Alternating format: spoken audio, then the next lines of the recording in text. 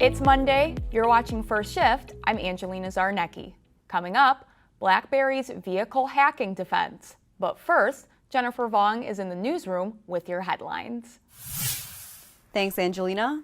We begin with the UAW strike of General Motors, which has entered its second week. Workers remained on the picket lines throughout the country over the weekend, and two top Democratic presidential candidates joined them in support on Sunday. They want a fair wage, they want benefits, they want what it takes to be part of America's middle class, and they want the same for themselves and for temporary workers. That's Massachusetts Senator Elizabeth Warren at GM's Detroit-Hamtramck assembly plant. She condemned the automaker for, quote, making billions of dollars in profits while it closed U.S. plants. And former Vice President Joe Biden joined workers on the picket line in front of a GM facility in Kansas City, Kansas on Sunday. Biden said the American people owe the striking workers for their efforts.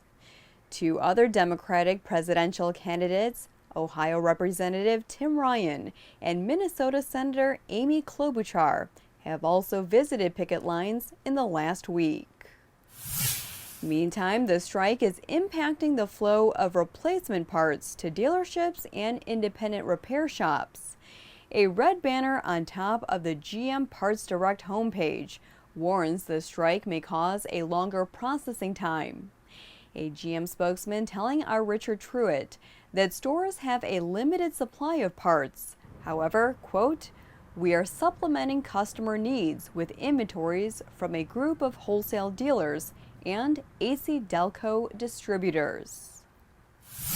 Moving to the UAW corruption scandal. Friday, federal prosecutors charged Jeffrey Petrick with conspiracy to commit wire fraud and money laundering. Petrick was a former assistant to ex-UAW GM Department Vice President Joe Ashton. Petrick is the 11th person charged in the scandal. Ashton, now retired from the union, has not been charged with a crime. The feds allege Petrick conspired with other union officials to take bribes and kickbacks related to vendor contracts for watches, backpacks, jackets, and other items. In a statement, a UAW spokesman called the charges serious and says the union has changed its purchasing procedures. And Hyundai Motor Group and auto technology firm Aptiv say they are creating an autonomous driving joint venture valued at $4 billion. The 50-50 JV will begin testing fully driverless systems next year and have a production-ready autonomous platform for robotaxi providers and fleet operators in 2022. Hyundai Motor Group says it will contribute $1.6 billion in cash, along with engineering and R&D resources and access to intellectual property. Aptiv, formerly known as Delphi Automotive, will pitch in autonomous driving technology, intellectual property, and 700 employees dedicated to the JV. Angelina, we'll send it back to you.